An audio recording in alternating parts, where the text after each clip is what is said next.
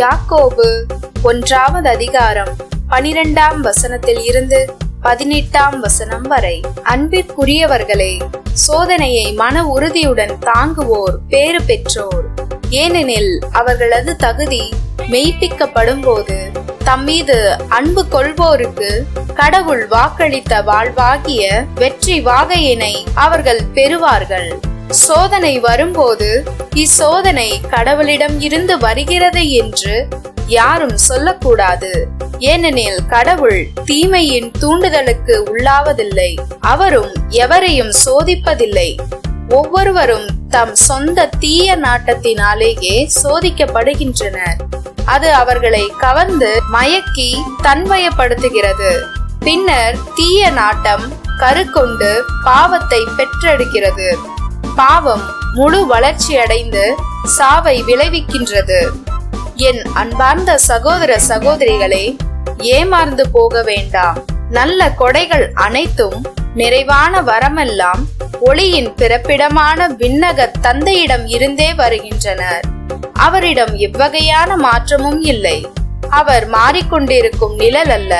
தம் படைப்புகளுள் நாம் கனிகள் ஆகும்படி உண்மையை அறிவிக்கும் வார்த்தையால் நம்மை ஈன்றெடுக்க அவர் விரும்பினார். மார்க்கு 8 அதிகாரம் 14 வசனத்தில் இருந்து 21 வரை. அக்காலத்தில் சீடர்கள் தங்களுக்கு தேவையான அப்பங்களை எடுத்து செல்ல மறந்துவிட்டார்கள். படகில் அவர்களிடம் ஓர் அப்பம் மட்டுமே இருந்தது. அப்பொழுது இயேசு பரிசேயர், ஏரோதியர் ஆகியோரது புளிப்பு மாவை குறித்து மிகவும் கவனமாயிருங்கள் என்று அவர்களுக்கு கட்டளையிட்டார். அவர்களோ தங்களிடம் அப்பம் இல்லையே என்று ஒருவரோடு ஒருவர் பேசிக் கொண்டிருந்தார்கள். அதை அறிந்த இயேசு அவர்களை நோக்கி, நீங்கள் உங்களிடத்தில் அப்பம் இல்லை என ஏன் பேசிக்கொள்கிறீர்கள்? இன்னுமா உணராமலும் புரிந்து கொள்ளாமலும் இருக்கிறீர்கள்? உங்கள் உள்ளம் மழுங்கியா போயிற்று? கண்ணிருந்தும் நீங்கள் காண்பதில்லையா? காதிருந்தும் நீங்கள் கேட்பதில்லையா? ஏன் உங்களுக்கு நினைவில்லையா? 5 அப்பங்களை நான் 5000 பேருக்கு பிட்டு அளித்த போது மீதியான துண்டுகளை எத்தனை கூடைகள் நிறைய எடுத்தீர்கள் என்று அவர் கேட்க, அவர்கள் 12 என்றார்கள்.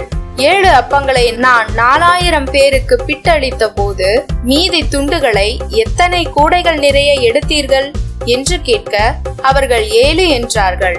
மேலும் அவர் அவர்களை நோக்கி, இன்னும் உங்களுக்கு புரியவில்லையா என்று கேட்டார்.